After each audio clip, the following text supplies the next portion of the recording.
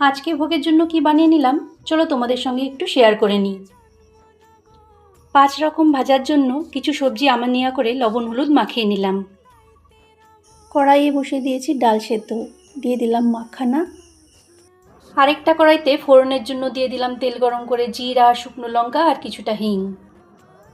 ডাল সেদ্ধর মধ্যে দিয়ে দিলাম পরিমাণ মতন লবণ, হলুদ, আগের থেকে সেদ্ধ করে রাখা কাঁঠালের বীজ এবং চেরা কাঁচা লঙ্কা। মিশিয়ে দিয়েছি ফোড়নের জিনিসগুলো, ভালো করে জাল করে নিয়ে দিয়ে দেবো সামান্য গুড়।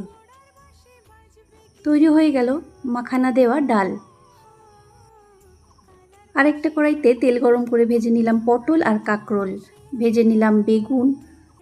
এপাশে তৈরি হচ্ছে অন্ন। ভেজে নিচ্ছি ঢ্যাঁড়স, আলু আর বেঁচে থাকা কাঁকরোল। ওই তেলের মধ্যেই কয়েক টুকরো পনির লবণ হলুদ মাখিয়ে ভেজে নিলাম। দিয়ে দিলাম গোলমরিচের গুঁড়ো, এর মধ্যে দিয়ে দিয়েছিলাম জিরা গুঁড়ো, ধনে গুঁড়ো আর ভাজা মশলা গুঁড়ো। দিয়ে দিলাম অল্প করে জল, সামান্য লবণ দিয়ে ভালো করে জাল করে নিলাম। তৈরি হয়ে গেল মশলা পনির।